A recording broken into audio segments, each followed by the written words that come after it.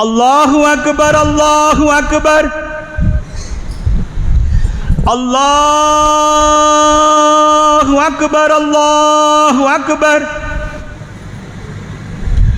அஷ்ஹது அன் லா இலாஹ இல்லல்லாஹ் அஷ்ஹது அன் லா இலாஹ இல்லல்லாஹ் அஷ்ஹது அன்ன முஹம்மதர் ரசூலுல்லாஹ் அஷ்ஹது அன்ன முஹம்மதர் ரசூலுல்லாஹ் ஹய்யா அலஸ் ஸலாஹ் ஹய்யா அலஸ் ஸலாஹ் ஹய்யா அலல் ஃபலாஹ் ஹய்யா அலல் ஃபலாஹ் அல்லாஹு அக்பர் அல்லாஹு அக்பர் லா இலாஹ இல்லல்லாஹ்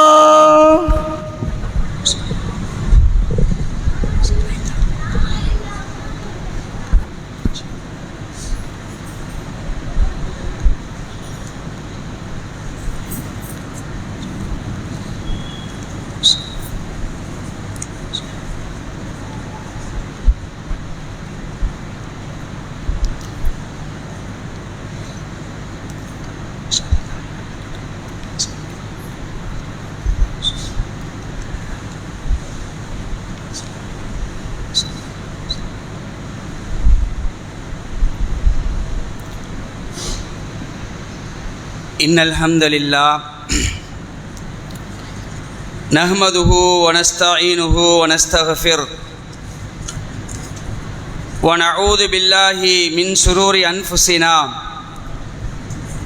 ومن سيئات أعمالنا من يهده الله فلا مضل له ومن يضلل فلا هادي له وأشهد أن لا إله إلا الله وأن محمدًا عبده ورسوله أما بعد فقد قال الله تعالى في القرآن العظيم والفرقان المجيد أعوذ بالله من الشيطان الرجيم يا أيها الناس اتقوا ربكم الذي خلقكم من نفس واحدة وخلق منها زوجها وبث منهما رجالا كثيرا ونساء واتقوا الله الذي تساءلون به والأرحام إن الله كان عليكم رقيبا يا أيها الذين آمنوا اتقوا الله وقولوا قولا سديدا يصلح لكم أعمالكم ويغفر لكم ذنوبكم ومن يطع الله ورسوله فقد فاز فوزا عظيما يا أيها الذين آمنوا اتقوا الله حق تقاته ولا تموتن إلا وأنتم مسلمون قال رسول الله صلى الله عليه وسلم إن أصدق الحديث كتاب الله وأحسن هدي هدي محمد وشر الأمور محدثاتها وكل محدثة بدعة وكل بدعة ضلالة وكل ضلالة في النار اللهم صل على محمد وعلى آل محمد كما صليت على إبراهيم وعلى آل إبراهيم إنك حميد مجيد اللهم بارك على محمد وعلى آل محمد كما باركت على إبراهيم وعلى آل إبراهيم إنك حميد مجيد கண்ணியத்திற்கும் பெருமதிப்பிற்கும் உரிய எல்லாம் அல்ல அல்லாஹ்வின் நல்லடியார்களே, அல்லாஹுடைய கிருபையினால் சூரியன் உதயமாகும் நாட்களிலேயே மிக சிறந்த நாளாக இருக்கக்கூடிய வெள்ளிக்கிழமையிலே அல்லாஹ் நமக்கு விதித்திருக்கின்ற ஜும்மாவுடைய வணக்கத்தை நிறைவேற்றுவதற்காக நாமெல்லாம் தற்பொழுது அல்லாஹுடைய இல்லத்திலே ஒன்று குணம் இருக்கின்றோம். இந்த ஜும்மாவுடைய பலன்களை முழுமையாக பெறக்கூடிய நன்மக்களாக அல்லாஹ் ரப்பல் ஆலமீன் நம் அனைவரையும் ஆக்கி அருள் புரிவானாக என்று அல்லாஹ்விடத்திலே பிரார்த்தனை செய்தவனாக இந்த ஜும்மாவுடைய பிரசங்கத்தை ஆரம்பம் செய்கின்றேன். கண்ணியத்திற்கும் பெருமதிப்பிற்கும் உரிய எல்லாமல்ல அல்லாஹ்வின் நல்லடியார்களே, 1400 ஆண்டுகளுக்கு முன்னால் சவுதி அரேபியாவில் வாழ்ந்து கொண்டிருந்த ஒரு சமூகம், அவர்களுடைய வாழ்க்கை முறை எப்படி இருந்தது என்று சொன்னால், சிலை வணங்கிகளாக, வழிகட்ட கொள்கையை உடையவர்களாக, வினோத வழிபாட்டை செய்யக்கூடியவர்களாக, இன வெறியர்களாக, மூட நம்பிக்கையாளர்களாக, ஒட்டுமொத்த மூட நம்பிக்கையையும் குத்தகைக்கு எடுத்தது போல அப்படி மூட நம்பிக்கையில் திளைத்தவர்களாக, மோசடி செய்யக்கூடிய மக்களாக, வியாபாரத்தில் ஒரு நேர்மை இல்லாத ஒரு நிலையிலும் சுயநலவாதிகளாக, நாகரிகம் இல்லாதவர்களாக, ஒழுக்கமற்றவர்களாக, இன்னும் சொல்ல போனால் மது பிரியர்களாக, மதுவிலே மூழ்கி இருந்த சமுதாயமாக அந்த சமுதாயத்தினர் வாழ்ந்து வந்தனர்.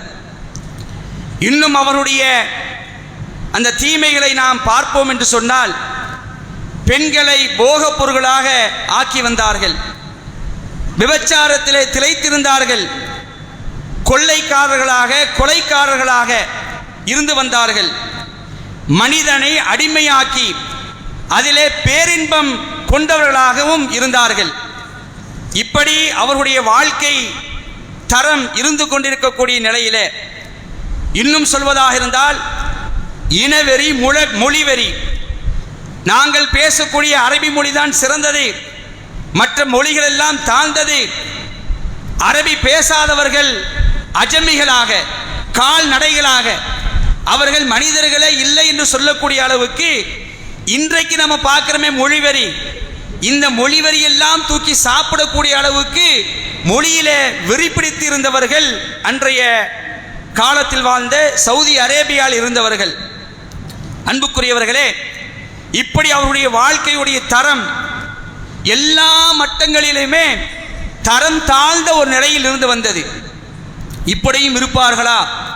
காட்டு மிராண்டிகளாக, சக மனிதர்களை மனிதர்களாக மதிக்காதவர்களாக, பெண்களை ஒரு மனித பிறவியாக எடுத்து கொள்ளாதவர்களாக, எப்படி வேண்டுமானாலும் வாழலாம் என்ற ஒரு அடிப்படையில் அந்த அரேபிய சமூகம் வாழ்ந்து கொண்டிருக்கக்கூடிய நிலையில தான் அந்த மக்களில் இருந்தே அல்லாஹ் ரப்பல் ஆலமீன் ஒரு மனிதரை தேர்வு செய்கிறான். இந்த உலகத்துக்கு அருட்கொடையாக அல்லாஹ் அனுப்பியிருக்கின்றான். ஒமா அர்சல்நாக இல்லா ரஹ்மத்தல் லில் ஆலமீன். நபிகள் நாயகம் ஸல்லல்லாஹு அலைஹி வஸல்லம் அந்த மனிதரை, அந்த மகா பெரிய புனிதரை அல்லாஹ் ரப்பல் ஆலமீன் காட்டு மிராண்டிகளாக வாழ்ந்து கொண்டிருந்த அந்த சமுதாயத்துக்கு மத்தியிலே இவரை தேர்ந்தெடுத்து தன்னுடைய தூதராக அல்லாஹ் ரப்பல் ஆலமீன் அந்த மக்களுக்கும், அந்த நேரத்தில் உலகத்தில் வாழ்ந்த அத்துணை மக்களுக்கும், இந்த உலகம் அழிகின்ற நாள் வரை, கியாமத் நாள் வரையிலையும் தூதராக தேர்ந்தெடுத்து அல்லாஹ் அனுப்புகின்றான். அன்புக்குரிய சகோதர சகோதரிகளே, அல்லாஹுடைய கலாம் நாம் வீச்சிருக்கின்றோமே இந்த ரமலான் மாதம், இந்த ரமலான் மாதத்தில் தான் அல்லாஹ் நபிகள் நாயகம் ஸல்லல்லாஹு அலைஹி வஸல்லம் அவர்களை தன்னுடைய தூதராக தேர்ந்தெடுக்கின்றான். ஹிரா என்று சொல்லக்கூடிய குகையில் இந்த மக்கள் எல்லாம் செய்யக்கூடிய அந்த அட்டூழியங்களை, அழிச்சாட்டியங்களை பார்த்து வெறுத்து போன முகமது நபி ஸல்லல்லாஹு அலைஹி வஸல்லம் அவர்கள் தனிமையை நாடுகிறார்கள். தனிமையில் இருக்கும் பொழுதுதான் வானவருடைய தலைவர் ரூஹுல் குதுஸ் ஜிப்ரீல் அலைஹிஸ்ஸலாம் அவர்கள் மூலமாக இந்த குர்ஆனை அல்லாஹ் ரப்பல் ஆலமீன் இந்த மனித சமுதாயத்துக்கு இறக்குகின்றான்.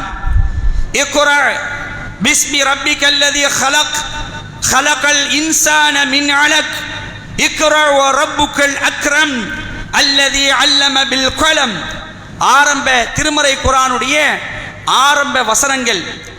இதை இறக்கி அந்த மா மனிதர் முகமது நபி ஸல்லல்லாஹு அலைஹி அவர்கள் இறைவனுடைய தூதராக தேர்ந்தெடுக்கப்பட்டு இந்த இறை செய்திகளை மக்களுக்கு சொல்கிறார்கள். எப்படிப்பட்ட செய்தி? அல்லாஹ் ரப்பல் ஆலமீன் இந்த திருக்குர்ஆனை பற்றி தன்னுடைய திருமறை குர்ஆனிலேயே அறிமுகப்படுத்துகின்றான். எங்கே?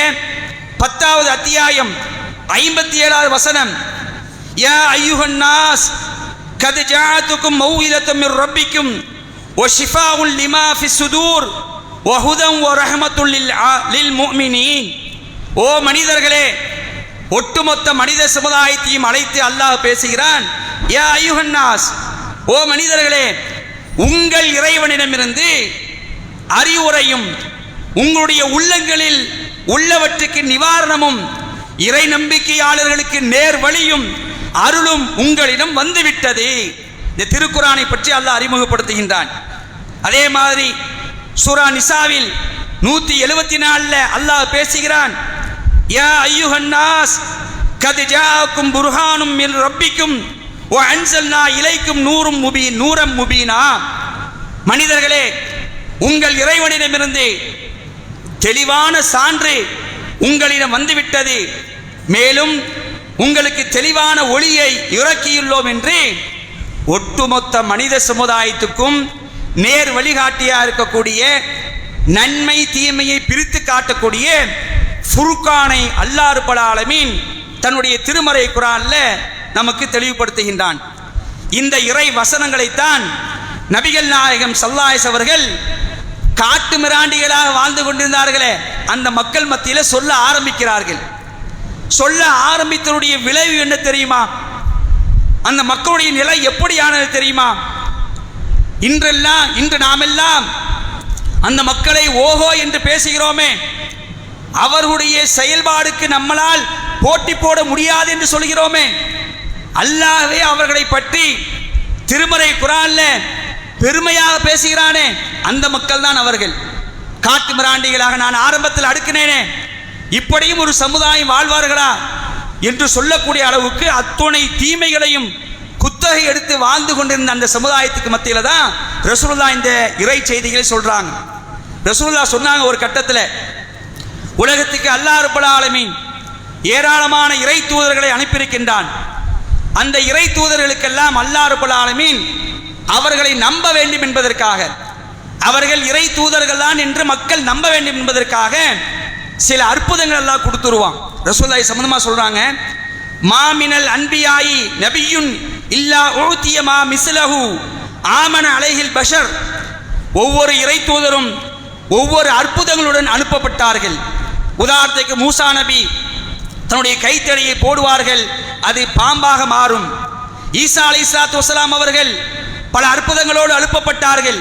இப்படி ஒவ்வொரு இறை தூதர்களும் பல அற்புதங்களோடு அனுப்பப்பட்டார்கள். அல்லாஹ்வுடைய தூதர் ஸல்லல்லாஹு அலைஹி வஸல்லம் சொல்லி காட்டுறாங்க, வ இன்னமா கானல்லதி ஊதீது வஹ்யன் அவுஹாஹுல்லாஹு இலைய. எனக்கு அல்லாஹ் தந்த அற்புதம் என்ன தெரியுமா? இந்த திருக்குர்ஆன் தான். இந்த திருக்குர்ஆன் தான் அல்லாஹ் எனக்கு வழங்கிய அற்புதம் என்று அல்லாஹ்வுடைய தூதர் ஸல்லல்லாஹு அலைஹி வஸல்லம் அவர்கள் இந்த இடத்துல சொல்லி காட்டுறாங்க. அன்புக்குரிய சகோதர சகோதரிகளே, அல்லாஹ்வுடைய வேத வரிகளை அந்த சமுதாயத்துக்கு மத்தியில் ரசூலுல்லாஹ் எடுத்து சொல்றாங்க. ஒவ்வொரு தீமையிலிருந்து அப்படியே கலந்து வருகிறார்கள். தங்களை முதலில் இஸ்லாத்தில் இணைத்துக் கொள்கிறார்கள். என்னென்ன தீமைகளில் எல்லாம் அவர்கள் ஈடுபட்டு வந்தார்களோ அத்துணை தீமைகளையும் எடுத்து தூக்கி எறிந்து அப்பழுக்கற்றவர்களாக அந்த திருமறை குர்ஆன் இறங்க இறங்க அதை படிக்க படிக்க அந்த மக்கள் புடம்போட்ட தங்கங்களாக மாறினார்கள். சுப்ஹானல்லாஹ். அவருடைய வாழ்க்கையை நாம் பார்க்கிறோம். அல்லாஹ்வுடைய தூதர் ஸல்லல்லாஹு அலைஹி வஸல்லம் அவர்கள் ஒரு கட்டத்தில் சொன்னாங்க, என்ன சொன்னார்கள் தெரியுமா? அந்த நபி தோழர்களை பற்றி, இந்த குர்ஆன் இறங்குவதற்கு முன்னால் காட்டு மிராண்டிகளாக இருந்தார்களே பெரும்பாலான நபி தோழர்கள், அவர்களை பற்றி ரசூலுல்லாஹ் சொல்றாங்க, என்னுடைய தோழர்களை நீங்கள் திட்டாதீர்கள், என்னுடைய தோழர்களை நீங்கள் திட்டாதீர்கள். ஏன் தெரியுமா? உங்களில் ஒருவர் உங்களில் ஒருவர் உஹது மலை அளவு தங்கத்தை செலவு செய்தாலும், நீங்க என்ன செய்ய, உஹது மலை அளவு தங்கத்தை செலவு செய்கிறீர்கள், ஆனால் என் தோழர்களான அவர்கள் இறைவழியில் செலவு செய்த 2 கை அளவு அல்லது அது பாதி அளவு அவர்கள் செய்த தர்மத்தை உங்களால் ஒரு காலம் எட்டவே முடியாது. அவ்வளவு சிறப்புக்குரியவர்கள் நபி தோழர்கள். அந்த சமுதாயம் எப்படி உருவாக்கப்பட்டது? காட்டுமிராண்டிகளாக தீமைகளில் மூழ்கி இருந்த அந்த சமுதாயம் எப்படி புடம்போட்ட தங்கங்களாக மாறினார்கள் என்றால், திருமறை குர்ஆன் அவர்களை மாற்றியது, குர்ஆன் அவர்களை பக்குவப்படுத்தியது. திருக்குர்ஆனை தொட வேண்டிய முறை பிரகாரம் தொட்டார்கள். எப்படி தொட்டாங்க? இது அல்லாஹ்வுடைய வேத வரிகள், இது முகமதுடைய சொந்த கூற்று கிடையாது, இது இவரால் சுயமாக இயற்றப்பட்டது இல்லை, இது படைத்த ரப்புல் ஆலமீனுடைய அகிலத்தின் இறைவனாகிய அல்லாஹ்விடமிருந்து அருளப்பட்டது என்று நம்பி அதை படித்தார்கள். படிக்க படிக்க அவர்களுடைய நிலை எப்படி ஆனது தெரியுமா? அல்லாஹ் ஒரு கட்டத்தில் சொல்லி காட்டுறான் சூரா பையினால, ரலியல்லாஹு அன்ஹும் வரது அன்ஹு, அவர்கள் அல்லாஹ்வை பொருந்திக் கொண்டார்கள், அவர்களை அல்லாஹ்வும் பொருந்திக் கொண்டான். சுப்ஹானல்லாஹ், எப்படிப்பட்ட பாக்கியம் பார்த்தீங்களா? அல்லாஹ்வுடைய பொருத்தம் என்பது அதுதான் மிக பெரியது. இப்ப நாம உலகத்தில் வாழ்ந்துட்டு இருக்கிறோம். என்னுடைய குடும்பத்தார் பொருந்திக் கொண்டார்கள், என்னுடைய மனைவி பொருந்திக் கொண்டாள், என்னுடைய கணவர் என்னை பொருந்திக் கொண்டார் என்பதெல்லாம் இரண்டாவது தான். நம்மை யார் பொருந்த வேண்டும்? படைத்த ரப்பு பொருந்திக் கொள்ள வேண்டும். அல்லாஹ் நம்மை பொருந்திக் கொண்டானா அதுதான் மிகப்பெரிய வெற்றி. அப்படி அல்லாஹ் ரப்பல் ஆலமீன் அந்த சமுதாயத்தை பொருந்திக் கொண்டான், அவர்களும் அல்லாஹ்வை பொருந்திக் கொண்டார்கள். ஒரு இடத்துல இவர்களை பற்றி அல்லாஹ் சொல்லி காட்டுறான். நீங்க எப்படி தெரியுமா இருந்தீர்கள்? நீங்க ஆரம்பத்தில் எப்படி இருந்தீர்கள்? அல்லாஹ் குர்ஆன்ல பேசுறான். சூரா ஆல இம்ரான்ல 103வது வசனம், வஅதஸிமு பிஹப்லில்லாஹி ஜமீஆ வலா தஃபர்ரகு வذ்குரு நிஅமத்தல்லாஹி அலைக்கும் இது குன்தும் அஅதாஅன் ஃபஅல்லஃப பைன குலூபிக்கும் ஃபஅஸ்பஹதும் நிஅமதிஹி இஹ்வானா வகுன்தும் அலா ஸஃபா ஹுஃபரத்தின் மினன் நார் ஃபஅன்கதக்கும் மின்ஹா கதாலிக யுபையினுல்லாஹு லக்கும் ஆயாத்திஹி லஅல்லக்கும் தஹ்ததூன். 103வது வசனம் சூரா ஆல இம்ரான். அல்லாஹ் சொல்றான், அனைவரும், ஒட்டுமொத்த மனித சமுதாயத்தை சேர்த்தால் அங்க சொல்றான், அனைவரும் அல்லாஹ்வின் கயிற்றை பலமாக பற்றி பிடித்துக் கொள்ளுங்கள். அல்லாஹ்வுடைய கயிறு என்னது? இந்த திருமறை குர்ஆன், அல்லாஹ்வுடைய செய்திகள், அதை மட்டும் பற்றி பிடித்துக் கொள்ளுங்கள். வேற எதை நாம் என்ன செய்யக்கூடாது? நம்முடைய வழிமுறையா எடுத்துக்கொள்ளக்கூடாது. இந்த சஹாபாக்களை கூட நாம் எடுத்துக்கொள்ளக்கூடாது. இந்த சஹாபாக்களை எடுத்தது தான் குர்ஆனையும் அல்லாஹ்வுடைய தூதருடைய குர்ஆனுக்கு முரண்படாத செய்திகளையும் தான் எடுத்துக்கொண்டார்கள். அதைத்தான் அல்லாஹ் சொல்லி காட்டுறான், அல்லாஹ்வுடைய கயிற்றை பலமாக பற்றி பிடித்துக் கொள்ளுங்கள், நீங்கள் பிரிந்து விடாதீர்கள். அல்லாஹ் உங்களுக்கு செய்த அருட்கொடை நீங்கள் நினைத்து பாருங்கள். அல்லாஹ் சொல்லி காட்டுறான், அல்லாஹ் உங்களுக்கு செய்த அருட்கொடை நினைத்து பாருங்கள். நீங்கள் ஒருவருக்கு ஒருவர் பகைவர்களாக இருந்தீர்கள், அடி வெற்றி குத்தி கொலை பண்ணிடுவான், ஈவு இறக்கம் கிடையாது. அந்த சமுதாயம் அப்படிதான் வாழ்ந்துட்டு வந்தாங்க. மனுஷனாக பார்க்க மாட்டாங்க. அல்லாஹ் சொல்றான், நீங்கள் ஒருவருக்கு ஒருவர் பகைவர்களாக இருந்தீர்கள், அவன் உங்கள் உள்ளங்களுக்கிடையில் இணைப்பை உண்டாக்கினான். எப்படிப்பட்ட இணைப்பு? சாதாரண அன்பு கிடையாது. இந்த நபி தோழர்கள் தங்களுக்குள்ள மிக பேரன்பு கொண்டவர்களாக இருந்தார்கள். உங்களுக்கிடையே அல்லாஹ் இணைப்பை உண்டாக்கினான். எனவே அவனது அருளால் நீங்கள் அனைவரும் சகோதரர்களாக ஆகிவிட்டீர்கள். நீங்க எங்க தெரியுமா இருந்தீர்கள்? நரகத்துடைய படுகொலியின் விளிம்பில் இருந்தீர்கள். இந்த செயல்லாம் செஞ்சதுனால நீங்க எங்க இருந்தீங்க? நரகத்துடைய படுகொலி இருக்கா இல்லையா, அதோடைய விளிம்பில் இருந்தீர்கள். கொஞ்சம் மிஸ் ஆனா உள்ள விழுந்திருப்பீங்க. அவன் அல்லாஹ் உங்களை காப்பாற்றினான். இவ்வாறே நீங்கள் நேர்வழி பெறுவதற்காக அல்லாஹ் தனது சான்றுகளை தெளிவுபடுத்துகிறான் என்று அல்லாஹ் ரப்பல் ஆலமீன் இந்த சஹாபாக்களை பார்த்து சொல்லி காட்டுறான். அன்புக்குரியவர்களே, எப்படி மாறினார்கள் தெரியுமா? அவர்களுடைய நிலை எப்படி இருந்தது, எப்படி மாறினார்கள்? மது பிரியர்களாக இருந்தார்கள். எந்நேரமும் குடிதான், எந்நேரமும் குடி. அதனால தான் தொழுகையில கூட வந்து குடி அந்த மதுவை குடித்துட்டு வந்து நிற்பாங்க. அப்பதான் அல்லாஹ் என்ன செஞ்சா? தடை செஞ்சான், கொஞ்சம் கொஞ்சமா தடை செய்யறான். இந்த மதுவை பற்றி அல்லாஹ் ரப்பல் ஆலமீன் சிறிது சிறிதாக இறக்கி கடைசியில் இது முற்றிலும் ஹராம், இதுல உங்களுக்கு நன்மை கிடையாது, இதுல முழுக்க முழுக்க தீமை தான் இருக்குது, இது உங்களுக்கு பகைமை உணர்வை ஏற்படுத்தும் என்று அல்லாஹ் வசனத்தை இறக்கிற ஒண்ணு அந்த சத்திய சஹாபாக்கள் தங்களுடைய தெருக்களில் சாராயங்களை மதுக்களை ஆறாக பீரிட்டு ஓடச் செய்தார்கள். இதை தொட மாட்டோம் என்று சொன்னார்கள். இனிமேல் இதை அருந்த மாட்டோம். இன்றைக்கு நாமும் மதுப்பிரிகளாக சில முஸ்லிம்கள் இருக்கிறார்கள். குர்ஆனுடைய வசனங்கள் நமக்கு கையில் இருக்கிறது. அல்லாஹ் குர்ஆனில் மதுவை தடை செய்கிறான். நாம் அது திருந்தவில்லை என்று சொன்னால் அப்ப குர்ஆன் நம்மை மாற்றுகிறதா இல்லையா? குர்ஆனுடைய அந்த போதனைகளை நாம் செவியேற்கிறோமா இல்லையா? சிந்தித்து பார்ப்பது கடமைப்பட்டிருக்கின்றோம். இப்படி ஒன்றல்ல ரென்றல்ல இந்த நபி தோழர்கள் எப்படியெல்லாம் புடம்போட்ட தங்கங்களாக ஆகினார்கள் என்று சொன்னால், அன்புக்குரிய சகோதரர்களே சகோதரிகளே, ஒரு கட்டத்தில் சில சம்பவங்களை உங்களுக்கு சொல்லி காட்டுறேன். சில சம்பவங்களை சொல்லி காட்டினா இந்த மக்கள் எப்படி ஆனார்கள், இது மாதிரி நாம் ஆகின்றோமா? உமர் அலியை பற்றி உங்களுக்கு தெரியும். உமர் அலி எல்லாமும் எப்பொழுதுமே கொஞ்சம் பயங்கரமான ஒரு டெரராக இருப்பாங்க. என்ன கருத்து வச்சாலும் தன்னுடைய கருத்து மேலவங்கன்னு நினைப்பாங்க. அப்படி ஒரு கட்டத்தில் அபூபக்கர் அவர்களும் உமர் அவர்களும் பேசிட்டு இருக்கிறாங்க. பேச்சு வாதமாகிறது, வாக்குவாதமாகிறது. ஒரு கட்டத்தில் உமர் கொஞ்சம் எகிரி பேசுகிறாங்க, அபூபக்கர் அதை விட எகிரி பேசுகிறாங்க. அபூபக்கர் எகிரி பேசினவொன்னு உமர் கோவப்பட்டு என்ன செஞ்சுறாங்க, அந்த இடத்தை விட்டு கலைஞ்சி போயிடுறாங்க. போன உடனே அபூபக்கர் ரலியல்லாஹு அன்ஹு பார்க்குறாங்க, ஆகா நாம் தப்பு பண்ணிட்டோம், உமர் கிட்ட கொஞ்சம் எகிரி பேசிட்டோம் என்று சொல்லி உமர் ரலியல்லாஹு பின்னாடியே போகிறாங்க. உமரே இந்த மன்னிச்சிருங்க. எந்த மக்களுங்க யாரு நினைக்கிறீங்க, மனுஷனாவே மதிக்க மாட்டாங்க. ஆனால் இவர் தன்னுடைய கருத்தை கொஞ்சம் கூட சொல்லிட்டார் என்பதற்காக உமர் பின்னாடியே போகிறாங்க. உமரே நான் மன்னிச்சிருங்க, தெரியாம பேசிட்டேன். உமர் விடலையே, ஆஹா போயிட்டார், வீட்டுக்கு போயிட்டாரு.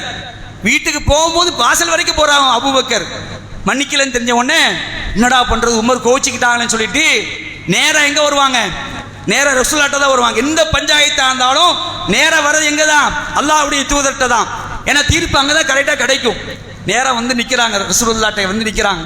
யார் சொல்ல இந்த மாதிரி ஒரு பிரச்சனை, நான் கொஞ்சம் அதிகமாக பேசிட்டேன், நான் அவங்க சொல்றாங்க நானே பேசிட்டேன், உமர் மேலே தப்பு இல்லை, உமர் மேலே இல்லை தப்பு இல்லை, ஆனால் அவர் மன்னிக்காமல் போயிட்டாரு அப்படின்ற மாதிரி சொல்கிறாங்க.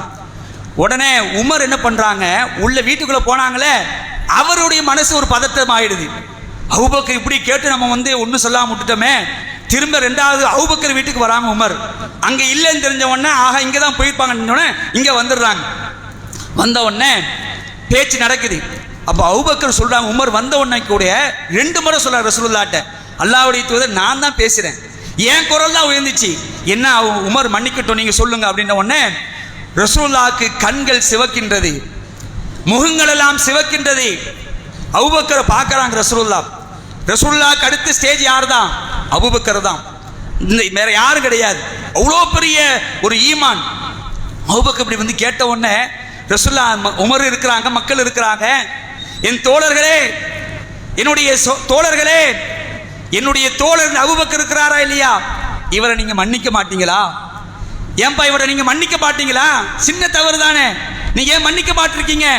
இவர் யார் தெரியுமா? இந்த அபூபக்கர் யார் தெரியுமா? நான் ஆரம்பத்தில் உங்களுக்கு இந்த சத்தியத்தை சொன்னனே, சொல்லும்போது நீங்க எல்லாரும் என்ன தெரியுமா சொன்னீங்க? பொய்யர் என்று சொன்னீர்கள். நீங்க எல்லாருமே என்ன பொய்யர் என்று சொன்னீர்கள். ஆனா இந்த அபூபக்கர் இருக்கிறாரா இல்லையா, இவர் தான் என்னை உண்மைப்படுத்தினார்.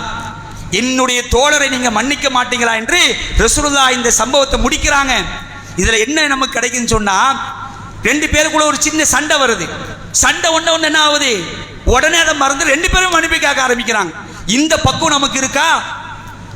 சொந்தக்காரனா இருக்கிறோம், கூட பிறந்த தம்பியா இருக்கிறான், கூட பிறந்த அண்ணனா இருக்கிறான், ஏன் பெற்றெடுத்த தாயிடத்தில் கூட சில பேர் பேசாமல் இருக்கிறார்கள், பெற்றெடுத்த தந்தை இடத்தில் கூட சில பேர் பேசாமல் இருக்கிறார்கள். அல்லாஹ் குர்ஆன்ல உறவை பத்தி எப்படி சொல்லி காட்டுறான், நபிகள் நாயகம் ஸல்லல்லாஹு அலைஹி வஸல்லம் அவர்கள் எப்படி இணக்கத்தை பற்றி நமக்கு சொல்லி காட்டுறாங்க. இந்த இணக்கத்தை நம்முடைய வாழ்க்கையில் கொண்டு வந்திருக்கிறோமா? திருக்குர்ஆனை ஓதுகிறோமே, ரமலான் காலத்தில் 30 ஜுஸை முடிக்கிறோமே, 30 ஜுஸை முடிப்பது பெருசல்ல. அந்த குர்ஆன் நம்முடைய வாழ்க்கையில் செயல்முறைக்கு வந்ததா? அதனுடைய அர்த்தங்களை படித்து நம்முடைய வாழ்க்கையை நாம் மாற்றினோமா? எந்த மாறுதலும் இல்லை என்றால் அதை படித்து எந்த பிரயோஜனமும் கிடையாது. இந்த குர்ஆனை மாற்று மதத்தவர்களும் படிக்கிறார்கள், ஆனால் சில நேரங்களில் உள்ளக்க ஓடி வந்துடுறாங்க. பார்க்கிறோமா இல்லையா?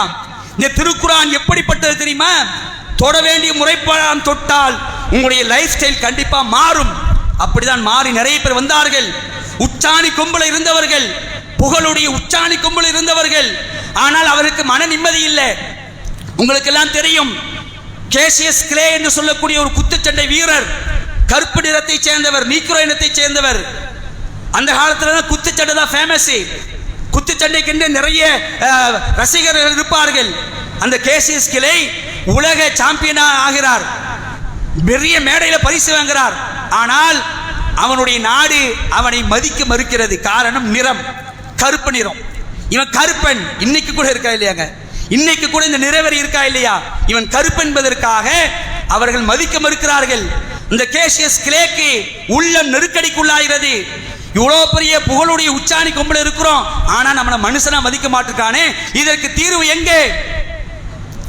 திருமறை குர்ஆன் அவனுக்கு கிடைக்கிறது. படிக்கிறான், திருமறை குர்ஆனை படிக்கிறான். குர்ஆன் பேசுகிறது, யா அய்யுஹன்னாஸ், ஓ மனிதர்களே, நீங்கள் அனைவரும் ஒரு தாய் ஒரு தந்தை என்று படைக்கப்பட்டவர்கள். உங்களுக்குடைய எந்த பிரிவு இல்லை, எந்த பாகுபாடும் கிடையாது, ஒட்டுமொத்த மனிதர்களும் சமம்தான் என்ற அந்த திருமறை குர்ஆனின் வசனத்தை பார்க்கிறான். இங்கதான் நிம்மதி இருக்கு என்று சொல்லி ஒரு மேடையில் தன்னை இஸ்லாத்தில் வைத்துக் கொண்டு முகமது அலியாக இன்னைக்கு இஸ்லாத்தை ஏற்றிருக்கக்கூடிய வரலாறை பார்த்தோமா இல்லையா? மாற்றும் திருக்குர்ஆன், பல வரலாற்று சம்பவங்கள். இந்த குர்ஆனை படிச்சதுனால தான் அபூபக்கர் மன்னிப்பு கேட்கிறாங்க, உமர் மன்னிப்பு கேட்கிறாங்க. இது மட்டும் இல்லை, சாதாரண மன்னிப்பு நீங்க சொல்லிட்டு போயிடலாம். உயிரையே விட வந்தார்கள், உயிரை அர்ப்பணிக்க வந்தார்கள். சில குற்றங்களுக்கு மரண தண்டனை தான், சில குற்றங்களுக்கு இஸ்லாத்தின் பிரகாரம் மரண தண்டனை. என்ன குற்றம்? அதுக்கு விபச்சாரம் செய்தால், திருமணமானவர்கள் விபச்சாரம் செய்தால், அந்த குற்றம் நிரூபணமானால் அவர்களுக்கு என்னதான் தண்டனை? மரண தண்டனை தான். மரண தண்டனை ஒரு செகண்ட்ல போறக்கூடிய, உயிர் போகக்கூடிய மேட்டர் இல்லை. நிப்பாட்டி குழி தோண்டி புதைச்சி அவங்களை நிப்பாட்டி வச்சு கல்லால் அடிக்கணும், கல்லால் அடிக்கணும். எது வரைக்கும்? அவர்கள் சாகின்ற வரைக்கும், சாவர வரைக்கும் அடிக்கணும். விபச்சாரத்துக்கு அந்த தப்பு, அந்த தண்டனை. இன்னைக்கு பாலியல் சம்பந்தமான விஷயத்தில் நிறைய பேர் சருகக்கூடிய காட்சியை பார்க்கலாம். விபச்சாரத்தின் அருகில் கூட நெருங்கி விடாதீர்கள். ஒலா தக்ரபு ஸினா, விபச்சாரம் செய்யாதன்னு இஸ்லாம் சொல்லல, குர்ஆன் அப்படி பேசல.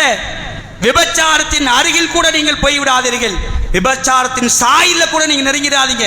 இன்னைக்கு சர்வ சாதாரணமாக ஆபாசமான காட்சிகளை, அருவருப்பான காட்சிகளை இந்த கண்களை கொண்டு டிவியில், செல்போன்களில், சினிமாக்களில், நாடகங்களில் பார்த்துக் கொண்டிருக்கக்கூடிய முஸ்லிம்கள் எத்தனை பேர்? அல்லாஹ் குர்ஆன்ல சொல்றான், உங்களுடைய பார்வையை நீங்கள் தாழ்த்திக் கொள்ளுங்கள். அந்நிய ஆண்களை விட்டும் மூமினான பெண்கள் பார்வையை தாழ்த்திக் கொள்ள வேண்டும். அந்நிய பெண்களை விட்டும் மூமினான ஆண்கள் தங்களுடைய பார்வையை தாழ்த்திக் கொள்ள வேண்டும். கருப்பு நெறியை பேணி பாதுகாத்துக் கொள்ளுங்கள். பெண்கள் ஹிஜாபு முறையை பேணுங்கள்.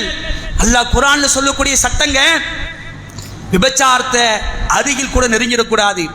அதனால இதை படித்த சஹாபாக்கள் சில நேரங்களில் மனிதன் என்ற அடிப்படையில் இந்த விபச்சாரத்தின் பக்கம் சில சஹாபாக்கள் போயிடுறாங்க. சில நபி தோழர்கள் தப்பு செஞ்சிடறாங்க.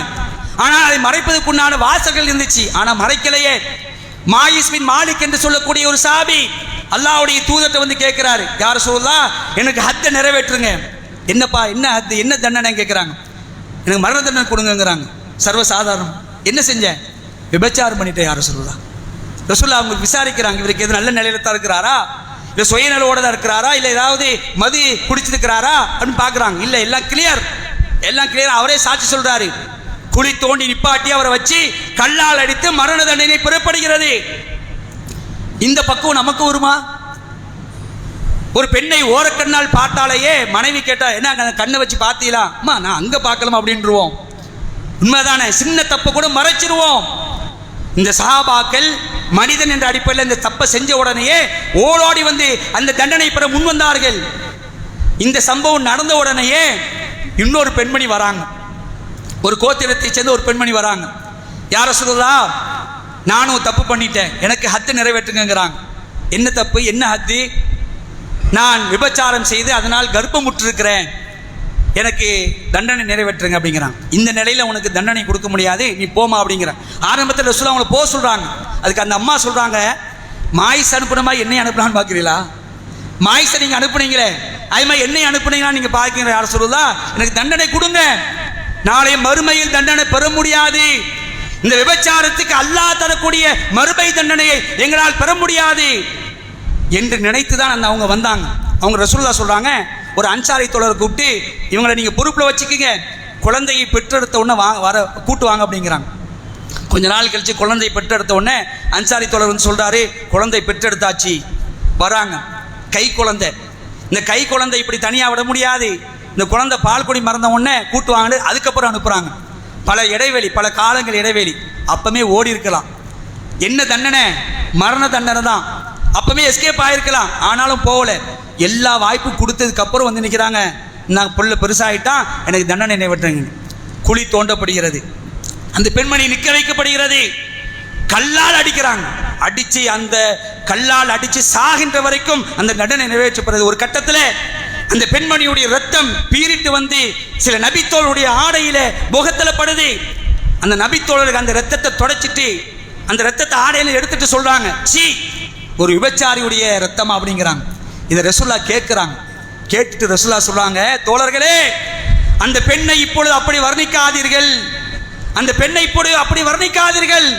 அந்த பெண் செய்த தௌபா இருக்கா இல்லையா, சாதாரண தௌபா கிடையாது.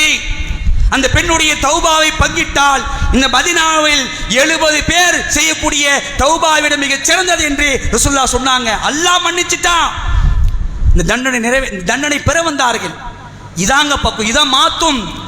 திருமறை குர்ஆனை படித்தால், அல்லாஹ்வை ஆழமாக உள்ளத்தில் நம்பிக்கை வைத்தால் நம்முடைய செயல்பாடு மாறும். மாறுகிறதா? திருக்குர்ஆன் உருவாக்கிய சமுதாயத்தை பார்த்தீர்களா? எப்படிப்பட்ட சமுதாயங்க! பெண்களை போக பொருளாக நினைத்து வந்த அந்த சமுதாயம் பெண்களுக்கு கண்ணியத்தை கொடுத்தார்கள், பெண்களுக்கு அவ்வளவு மரியாதையை கொடுத்தார்கள். மார்க்கத்தை தன்னுடைய வாழ்க்கையில பின்பற்றுவதற்கு எல்லா விதமான தியாகங்களையும் செய்தார்கள் அந்த சத்திய சஹாபாக்கள்.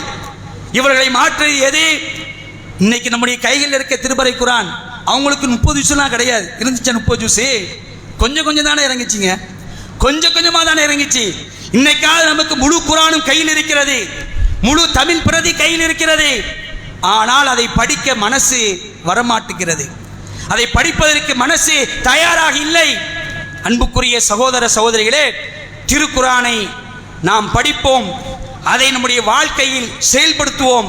அப்படி செயல்படுத்துவோம் என்று சொன்னால் அல்லாஹ் பொருந்தி கொள்ளக்கூடிய நன்மக்களாக நாம் ஆவோம். அல்லாஹ்வுடைய தூதருடைய காலத்துக்கு பிறகு ஆயிஷா ரலியல்லாஹு அன்ஹா அவங்க கிட்ட வந்து சில சஹாபாக்கள் கேட்குறாங்க, அல்லாஹ்வுடைய தூதருடைய வாழ்க்கை எப்படி இருந்தது, ரசூலுல்லாஹ்வுடைய வாழ்க்கை எப்படி இருந்துச்சுன்னு கேட்குறாங்க. இப்போ ஆயிஷா ரலியல்லாஹு அன்ஹா ஒத்த வரியில் பதிலளிக்கிறாங்க. ஒத்த வரி, ஒரே வரி. ரசூலுல்லாஹ்வுடைய வாழ்க்கை எப்படி தெரியுமா இருந்துச்சு? குர்ஆனாகவே தான் இருந்துச்சு. குர்ஆன் என்னென்னலாம் கட்டளையிட்டதோ அத்துணை செயல்களையும் அத்துணை கட்டளைகளையும் ரசூலுல்லாஹ் பின்பற்றி வாழ்ந்தார்கள். இதுதான் ரசூலுல்லாஹ்வுடைய வாழ்க்கையாக இருந்தது என்று ஆயிஷா ரலியல்லாஹு அன்ஹா சொல்றாங்க. ஆக அன்புக்குரிய சகோதர சகோதரிகளே, புனிதம் நிறைந்த ரமலானுடைய மாதத்தில் நாம் நோன்பு நோற்றிருக்கின்றோம். இந்த நோன்பு நோற்பதற்குண்டான காரணம் அல்லாஹ் இந்த சத்திய குர்ஆனை உலக மக்களுக்கு இறக்கியதற்காக, அதற்காக நாம் அல்லாஹ்வுக்கு நன்றி செலுத்துவதற்காக. இன்னொரு காரணம் லஅல்லக்கும் தத்தகூன், நீங்கள் இறையச்சம் உடையவர்களாக ஆவதற்காக. இந்த இரண்டு நோக்கங்களையும் இந்த ரமலானில் இன்ஷா அல்லாஹ் நாம் சரிவர அதை உணர்ந்து செயல்படுத்தி இறையச்சவாதிகளாக திருக்குர்ஆனை நம்முடைய வாழ்க்கையில் செயல்படுத்தக்கூடிய நன்மக்களாக அடுத்த வருஷம் வரைக்கும் இல்லை, இன்ஷா அல்லாஹ் உடலில் இருந்து உயிர் போற வரைக்கும் இந்த படிப்பணியை பெறக்கூடிய நன்மக்களாக நாம் இருப்போம். அப்படிப்பட்ட நன்மக்களாக அல்லாஹ் ரப்பல் ஆலமீன் உங்களையும் என்னையும் நம் குடும்பத்தவர்கள் அனைவர்களையும் ஆக்கி அல்புரிவானாக என்று அல்லாஹ்விடத்தில் பிரார்த்தித்தவனாக என்னுடைய முதல் உரையை முடித்துக் கொள்கின்றேன்.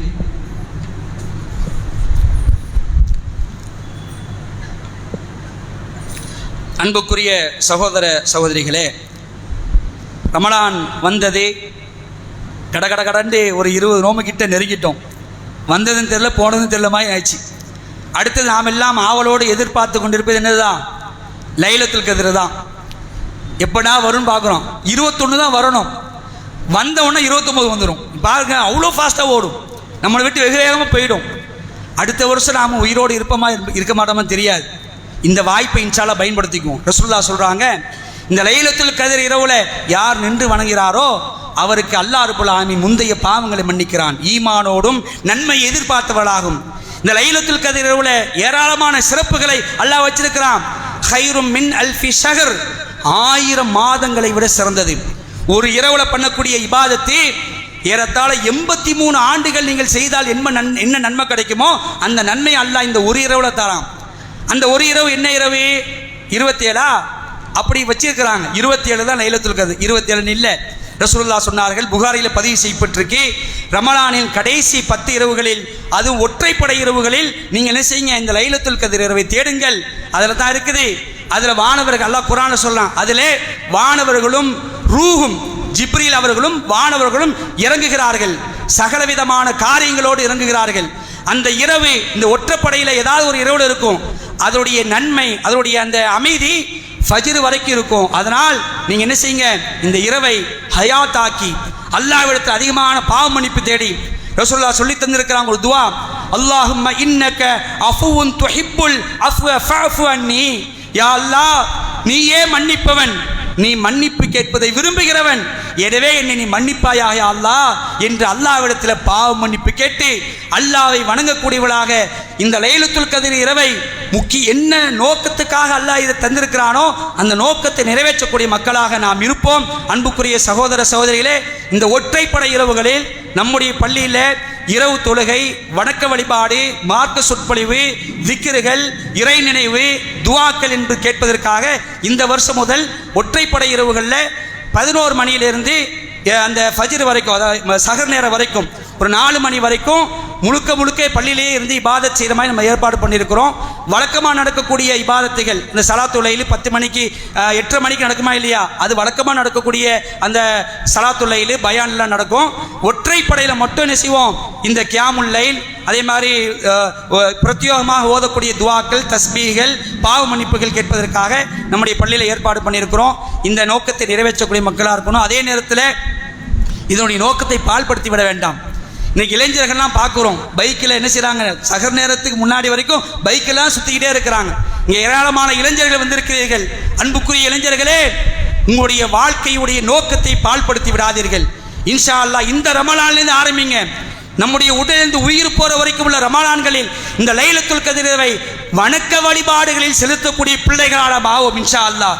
தெருவில் சுற்றி கொண்டு வீணாக வெட்டியாக கேளிக்கைகளும் அப்படி ஃபாஸ்ட்டாக ஓட என்ன நடக்குது, ஏற்றி சாவடிச்சிடுறிய, எத்தனை பேருடைய உயிர் போகுது. அன்புக்குரியவர்களே, இளைஞர்கள் இந்த நேரத்தில் சிந்திக்கப்பது கடமைப்பட்டிருக்கிறீர்கள். வரக்கூடிய இந்த ஒற்றைப்படை இரவுகளில் ஹயாத்தாக்கி வணக்க வழிபாடுகளில் அதிகம் கவனம் செலுத்தி அல்லாஹ்வுடைய அன்பையும் அவருடைய மகத்தான கூலிகளையும் பெறக்கூடிய நன்மக்களாக நாம் ஆவோம். நாளை மறுமையில் அல்லாஹ் ரப்பல் ஆலமீன் நம் அனைவரையும் ஜன்னத்தில் ஃபிர்தௌஸ் என்று சொல்லக்கூடிய உயர் ரகமான அந்த ஜன்னத்திலே சேர்க்கக்கூடிய ஒரு பாக்கியத்தை அல்லாஹ் நமக்கு தர வேண்டும் என்று அல்லாஹ்விடத்திலே பிரார்த்தித்தவனாக என்னுடைய 2வது உரை முடித்துக் கொள்கின்றேன். வாஹிர் தாவானா அல்ஹம்துலில்லாஹி ரப்பில் ஆலமீன். அஸ்ஸலாமு அலைக்கும் வரஹ்மத்துல்லாஹி